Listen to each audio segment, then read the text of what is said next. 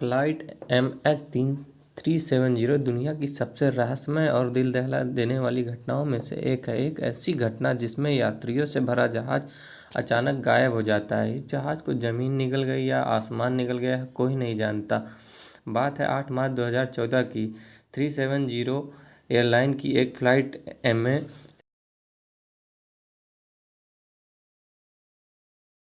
370 रात के 12:42 पर कोलालमपुर से उड़ान भरती है और अगले 53 घंटों में से इस फ्लाइट को बीजिंग पहुंचना है। यह फ्लाइट इस रूट पर आमतौर चलती रहती थी। इस प्लेन में कुल 239 लोग सवार थे, जिनमें 227 यात्री थे और 12 क्रू मेंबर्स।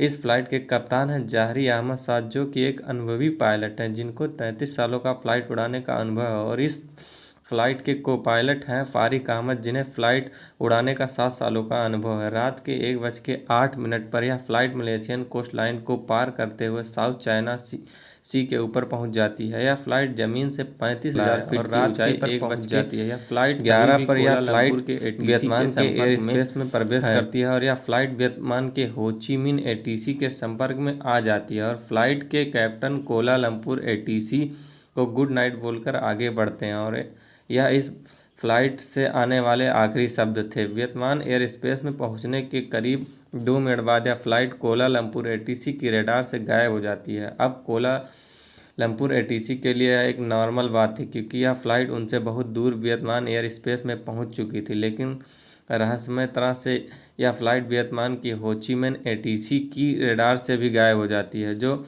चीमन ATC बार बार इस फ्लाइट से संपर्क करने की कोशिश करती है, लेकिन उन्हें कोई जवाब नहीं मिलता। होमन ATC इस गायब हुए प्लेन के बारे में तुरंत कोलालमपुर ATC को बताती है। किसी को समझ नहीं आ रहा था कि फ़्लाइट क्यों, कैसे और कहां गायब हो गई, और इस घटना के बाद फ़्लाइट MS-370 बन जाती है इतिहास की सबसे बड़ी एविएशन की मिस्ट्री। नमस्कार दोस्तों, मेरा नाम शिवम शर्मा है। मैं आपका इस वीडियो में स्वागत करता हूं। सभी को लग रहा था कि किसी तकनीकी खराबी की वजह से फ़्लाइट से संपर्क नहीं हो पा रहा।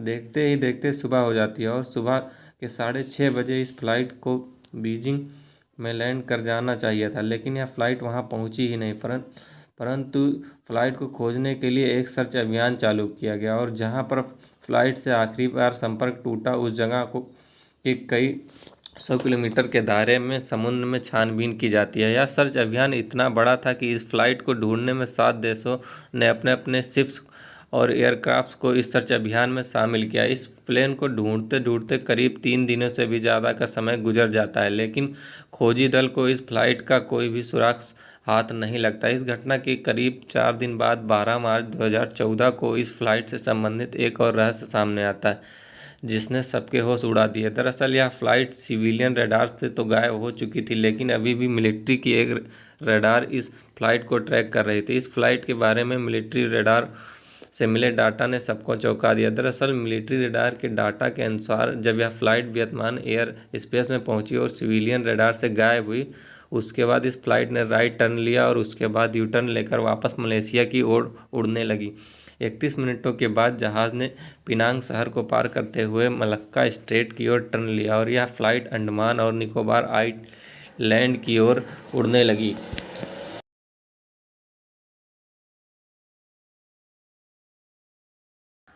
रात के 2:22 तक मिलिट्री की रडार ने इस जहाज़ को ट्रैक किया। उसके बाद जहाज़ मिलिट्री की रडार की पहुंच से भी दूर निकल गया। अभी तक जिस जगह पर प्लेन को ढूंढा जा रहा था वहां तो कोई प्लेन था ही नहीं। इस घटना ने अब यह एक नया मोड़ ले लिया था।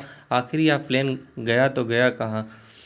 प्लेन को जाना था सीधा, लेकिन इसने यू टर्न क्यों लिया और यह इंडियन ओशन की ओर क्यों पहुंचा? और मिलिट्री रडार से गायब होने के बाद यह प्लेन किधर मुड़ा? सवाल अनेक थे, लेकिन जवाब कोई नहीं। अब खोजकर्ताओं के पास एक और बड़ी चुनौती थी, इंडियन ओशियन के एक बड़े भाग में सर्च अभियान करना। जो एक रेस्क्यू टीम अभी तक प्लेन को गल्फ और थाईलैंड और साउथ चाइना सी में ढूंढ रही थी, उसने अब इंडियन ओशियन के इस भाग में प्लेन को ढूंढना शुरू कर दिया। कई दिनों तक खोजबीन करने के बाद भी इस एरिया में कोई प्लेन का अता पता नहीं चला। इस प्लेन की गुत्थी को अभी तक कोई समझ ही नहीं रहा था। कुछ दिन बाद इस कहानी ने एक और नया मोड़ ले लिया और सबको हैरान कर दिया। अगले कुछ दिन बाद पता चलता है कि यह प्लेन अपनी यात्रा के दौरान बार बार एक सैटेलाइट से कांटेक्ट करने की कोशिश कर रहा था। दरअसल यह एक बोइंग 77 जहाज़ था जिसमें सैटेलाइट से ऑटोमेटिक कम्युनिकेट करने की तकनीक थी। इस जहाज़ ने हर 1 घंटे के बाद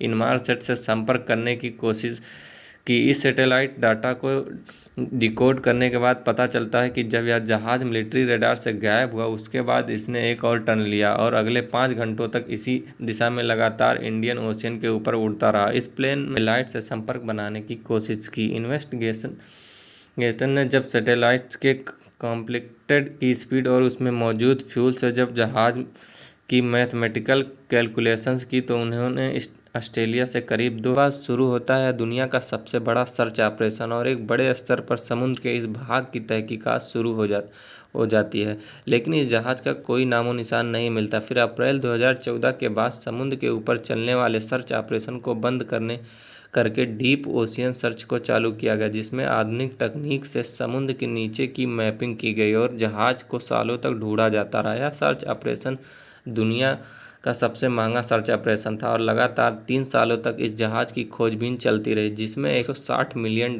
का खर्चा आया, लेकिन इस जहाज़ का कोई अता पता नहीं चला और 3 सालों के बाद सर्च ऑपरेशन को बंद करना पड़ा।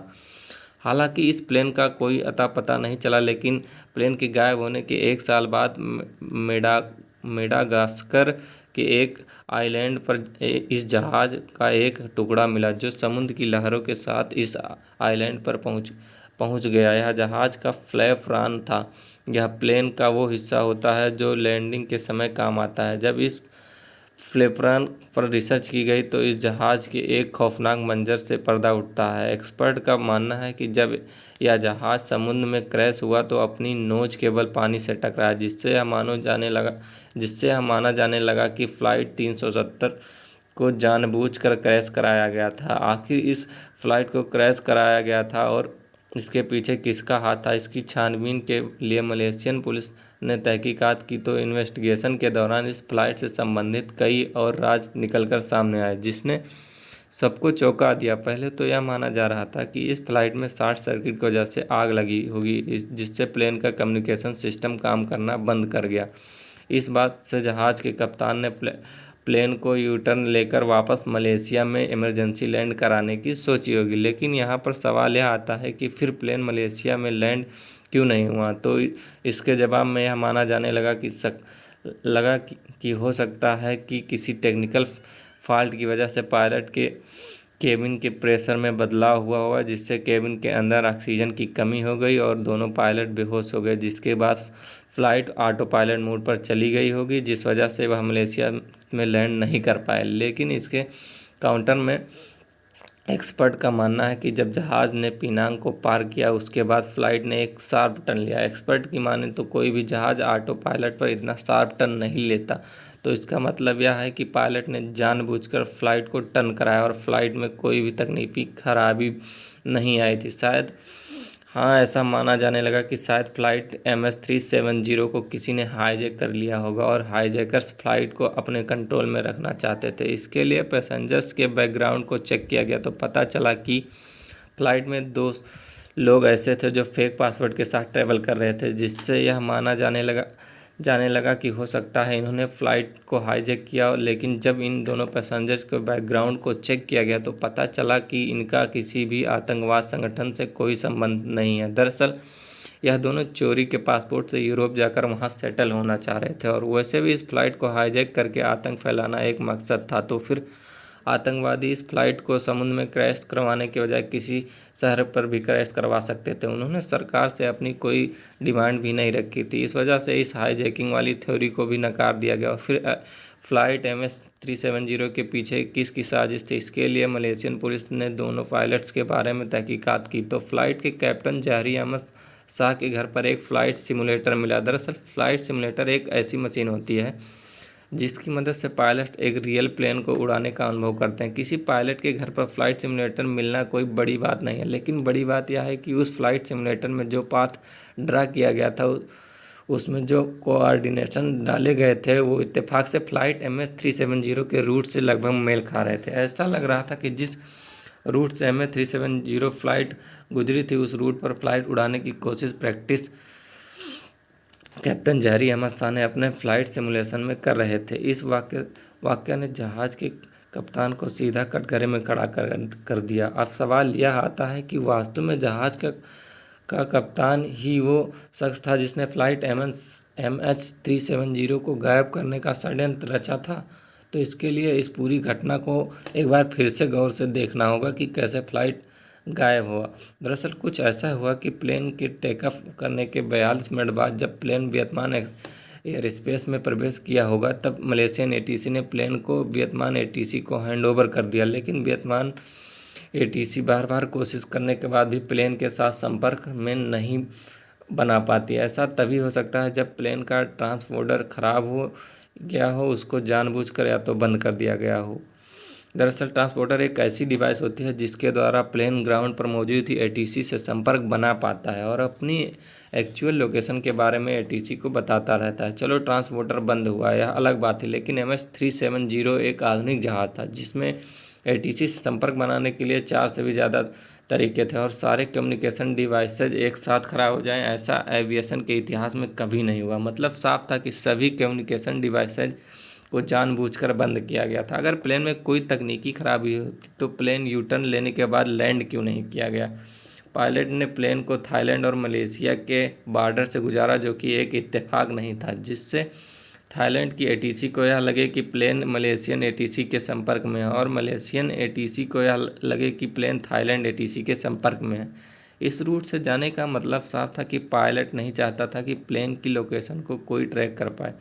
प्लेन को छुपते छुपाते मलाका स्ट्रेट में पहुंचकर एक और टर्न लेता है, जो यह दर्शाता है कि इतनी एक्यूरेसी से प्लेन को केवल एक अनुभवी पायलट ही उड़ा सकता है, वो भी बिना ATC की सहायता के लिए। जब अपने मन में एक सवाल आता है कि प्लेन में 2 पायलट थे, तो क्या दूसरे पायलट ने जहाज़ के कप्तान को ऐसा करने के लिए रोका नहीं होगा? तो इसका जवाब यह है कि जब प्लेन टेक ऑफ करता है तो दोनों पायलट प्लेन के हाई एल्टीट्यूड तक पहुंचने में बिजी रहते हैं। उसके बाद प्लेन क्रूज मोड पर पहुंच जाता है। उसके बाद पायलट को कुछ खाली वक्त मिल जाता है। इस खाली वक्त में को पायलट कॉकपिट के बाहर जा सकता है, काफ़ी पीने के लिए गया होगा। इतने में कैप्टन ने कॉकपिट के डोर को बंद कर दिया होगा। कॉकपिट का डोर इतना सिक्योर होता है कि उसे केवल अंदर से ही खोला जा सकता है। कॉकपिट में प्लेन के अंदर ऑक्सीजन को कम या ज़्यादा करने का ऑप्शन होता है। कैप्टन ने प्लेन के अंदर ऑक्सीजन के फ्लो को कम कर दिया होगा। इससे यात्रियों का दम घुटने लगा होगा, जिससे वो अपनी कॉन्शियस खोलने लगेंगे और पायलट प्लेन को छुपते छुपाते समुद्र के वीरान हिस्से में ले गया हो और जहां पर वो प्लेन को क्रैश करा सकता है। हालांकि प्लेन को पानी में लैंड कराया जा सकता है और ऐसा इतिहास में कई बार किया जा सका है, लेकिन इसके लिए प्लेन को हॉरिजॉन्टल लैंड कराना होगा। लेकिन MH370 को वर्टिकली नोच के बल पानी में क्रैश कराया गया था, जो पायलट को इस घटना में शक के दायरे में खड़ा कर देता है।